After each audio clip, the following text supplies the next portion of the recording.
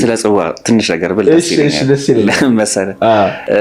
ዴቲንግ አሁን ነው አይደለ ትሬንድ የሆነው ዴት እናድርግ ምናምን የሚባለው ነገር የኛ አባቶች እሱን ተረድተውት ነበር። እሺ እና አንዴ ከብርሃን ገብርኤል ባህር ዳር ስንሄድ በልተን ነው ያው አሳ ምናምን በደንብ በልተን ጠግበን ምናምን ሰዎችን ይዘን ሄድን። ካልበላችሁ አሉን አራም በላም ምናምን አለ። እንዴ ካልበላችሁ እንዴት ድጋሜ ትመጣላችሁ አሉኝ። ምግብ ኢንቲሜሲን ይፈጥራል፣ ማህበረሰብን ያስተሳሰራል። ማዕድ አብሮ የበላ አብሮ የጠጣ ሰው ተለያይቶ አይለያይም ሲባል ተረት አይደለም፣ ከጀርባው ሳይንስ አለው። በፊት በጽዋ መልኩ አብሮ በልቶ የነጣው ማህበረሰብ ምናልባት ኢትዮጵያ ውስጥ አሁን ባሳለፍናቸው ጊዜያቶች ውስጥ በተፈጠሩ የእርስ በርስ መጠፋፋቶች ውስጥ አንዱን አንዱ አልጋ ስር እየደበቀ ሲደብቅ የነበረው እኮ አብረን በልተናል እንዴት አሳልፌ እሰጠዋለሁ በዚህ ጊዜ ብሎ ነው። ምግብ ጠፍቶ አልነበረም። የጽዋ ማህበረሰብ ሲዘጋጅ ቤተክርስቲያን ይህንን ነገር ስታበረታታ በሚካኤል ስም በገብርኤል ስም መሆኑ ብቻ ሳይሆን ሰው አብሮ ተሰብስቦ እንዲበላ እንዲጠጣ ነው። እሱ ስለሚያስተሳስር ኢንቲሜሲን ስለሚፈጥር ሶሻል ዴቲንግ በለው። ያ አሁን እኮ ግን የምንበላው ራሱ እኮ ተነጣጥሎ ነው። ክብ መሆኑ ራሱ እኮ አንድምታ አለው። በማዕድ መሆኑ አንድምታ አለው። አብሮ መብላቱ፣ መነካካቱ፣ መጎራረሱ የሚፈጥረው ቦንድ አለ። አሁን እሱን ያጣ ነው። አብረህ ሄደህ የተለያየ ሳህን አዘህ ሁለት ምግብ ነው የምትበላው። እንደዛ ካረክ ሞደርን ነህ። ኧረ አንድ ሳህን አሁን ዴት ወተህ ምናምን ኧረ አንድ ሳህን ብቻ ያመዋል እንዴ? እንደዛ የክፍለ ሀገር ልጅ ነው እንዴ ብላ ልትባል ትችላለህ። ምክንያቱም ስቲል this is not us እንዳልበሉም እናት አባቶቻችን there is no way። አንዳንዴ እናትና አባት ይበሉ ይችላሉ፣ ልጆች ለብቻ ይበሉ ይችላሉ። እኔ ሳቅ እንኳን ነው የምልህ ተረዳኸኝ። ግን this is not us በቃ እኛ አይደለንም። ወይም ጠይቀን አጥንተን አይ ያስፈልግም ለብቻ እንብላ ከሆነ that's good ይሁን። ግን ባላወቅነው ነገር ዝም ብለን እነሱ የሚሰጡንን ነገር እየተቀበልን መኖራችን አግባብ ነው ብዬ እኔ አላስብም። አሁን አሪፍ ነገር ያነሳው ማለት ነው። ልጆች ለብቻ ነው የሚበሉት አይደለ? በእኛ ማህበረሰብ አባት ቁጡ መሆን አለበት ተብሎ ነው የሚታመነው። ከስም ልጆቹን ተቆጥቶ ገርፎ ተፈርቶ ምናምን መሆን ስላለበት ያ የአባት ፊገር መምጣት ስላለበት አባት ፍቅሩን የሚገልጸው መቼ እንደሆነ ታውቃለህ? ሲያጎርስ ለልጆቹ ፍቅሩን የሚያሳየው ሲያጎርስ ብቻ ነው። በተለይ ድሮ አባቶች በጣም ቁጡ ነበሩ።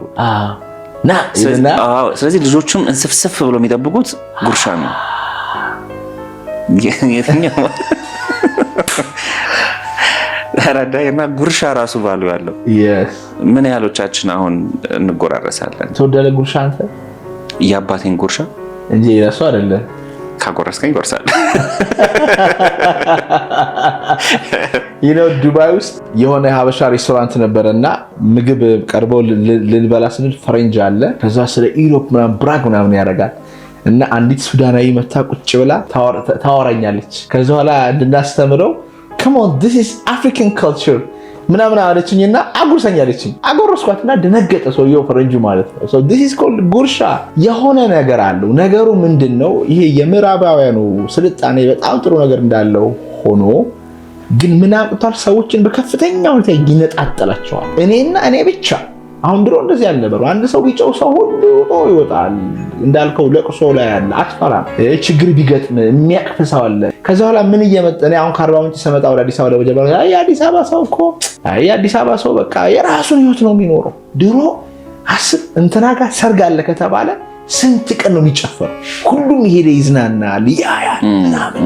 ምንድነው የምትለብሺው ይባላል። አሁን ኖባዲ ኬርስ። እዚህ ጋር ሰርግ ኖሮ እዚህ ቤት ያለው ሰው ማን እንደሚያገባ ያውቅ። የምሬን ነው የምልህ። እኔ አርባ ምንጭ ሲሄድ ለምሳሌ እኛ ሰፈር ውስጥ ቅድም ፒያሳ ጋር ስለነበረው ነገር ከካሜራ ውጭ እያወራ በጣም የሚያስደንቀኝ ነገር ልንገር። በተለይ ድሃ ሆነ ሰርግ ካለ የሰፈሩ እናትም አባትም ሁሉም ነው የሚወጣ። እንጀራ በየቤታቸው ይጋግራሉ። መድረክ የሚሰራል ቤት ውስጥ ውድ የሰፈሩ ውስጥ ውድ የተባሉ ሶፋ ይመጣና ስቴጁ ላይ ይቀመጣል። ጉዝጓዝ የሚያደርገው ጉዝጓዝ ያደርጋል። በራፍ ላይ ቆሞ ብር የሚቀበለው ይቀበላል። ይሄ ሁሉ ነገር ሴትዮዋ ምንድነው የሚሰማት? ይናምሳይ እናቶች ለልጆቻቸው ሰርግ ምን ያህል እንደሚጓጉ እሷም ጭምር ነው ሙሽራ የምትሆነው። ወዳጇ ማን እንደሆነ ጠላቷ ማን እንደሆነ ማን አብሯት እንዳለ ፊል ታደርገዋለች። ይሄ ቀላል ነገር አይደለም።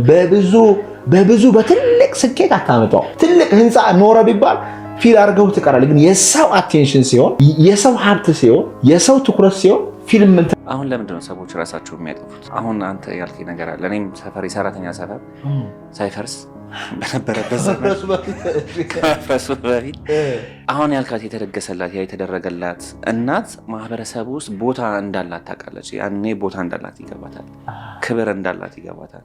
የሚጠብቃት፣ የሚደግፋት፣ የሚያያት፣ የሚወዳት አካል ውስጥ እንዳለች ታምናለች። እሷም ለሌላው ትሆናለች። ራስን የምታጠፋው እኮ ፊት አላረግም ብለህ ስታስብ፣ ከማህበረሰቡ ጋር፣ ከቤተሰብ ጋር፣ ከጎረቤቶች ጋር፣ ከራስ ጋር ፊት አላረግም ብለህ ስታስብ ነው ራስን ማጥፋት ደረጃ ላይ የምትሄደው። እኛ ማህበረሰብ ውስጥ ሁሉም ሰው፣ ሁሉም ግለሰብ ቦታ አለው፣ ቦታ አለኝ ብሎ ያምናል። ምክንያቱም ቦታ እንዳለው የሚያሳይ ማህበራዊ መስተጋብር ስለነበረ ማለት ነው። አገር የሚመራው ይህንን ጠብቀን